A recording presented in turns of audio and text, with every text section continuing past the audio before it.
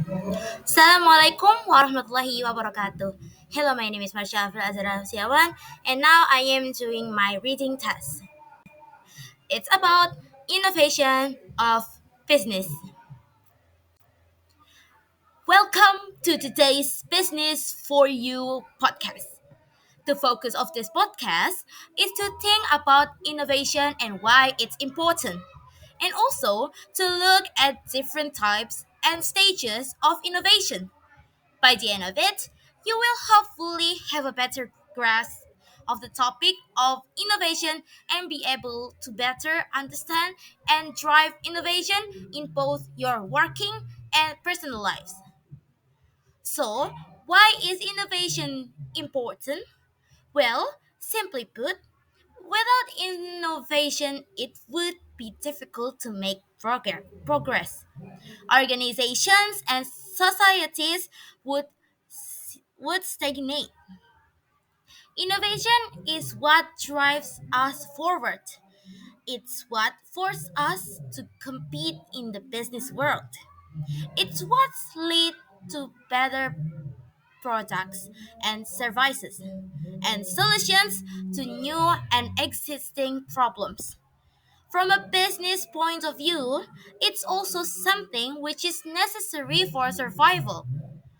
Four key types of innovation are incremental, disruptive, disruptive, architectural, and radical. Incremental innovation involves innovating in increment or small stages. Step by step, it focuses on existing markets and technologies and aims to make improvements and design changes to existing products and services. Disruptive innovations aims to bring new ideas like technology or processes to existing markets. In that sense, the innovations will disrupt the market and the companies currently serving that market. The first touchscreen smartphones disrupted the mobile phone industry because up to then, mobile phones had buttons and keypads. Architectural innovation involves taking successful ideas from one market or industry and applying them to a new or different market. This often happens when people think of other unconventional uses of existing technology. A good example of this can be seen in vacuum company Dyson's entry into the hand dryer and hair dryer market.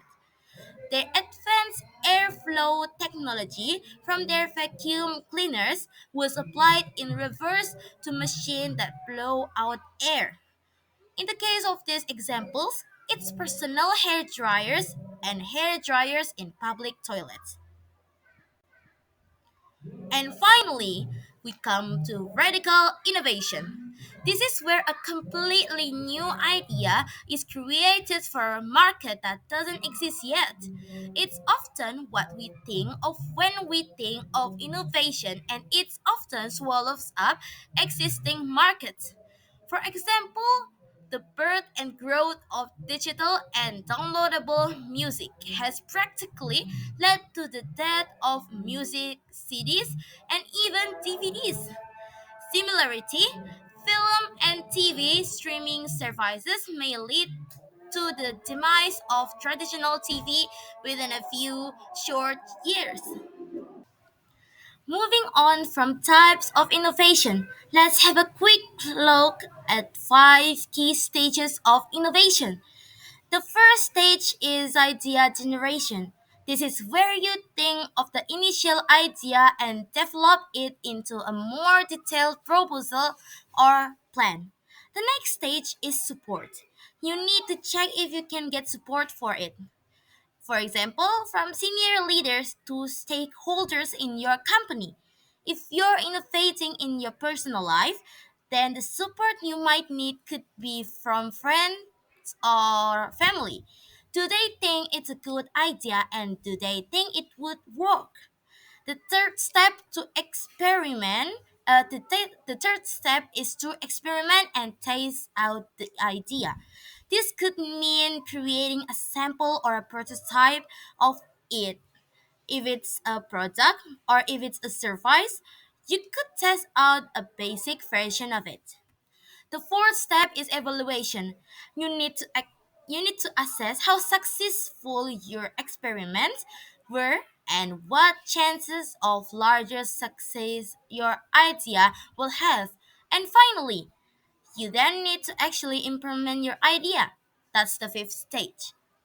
So, there you have it. We've looked at four key types of innovation: incremental, disruptive, architectural, and radical, and also five stages of successful innovation. Firstly, idea generation, then get support, next, experiment, and test out the idea. The fourth stage is evaluation, and finally, implementation. And that's all from me. Wassalamualaikum warahmatullahi wabarakatuh.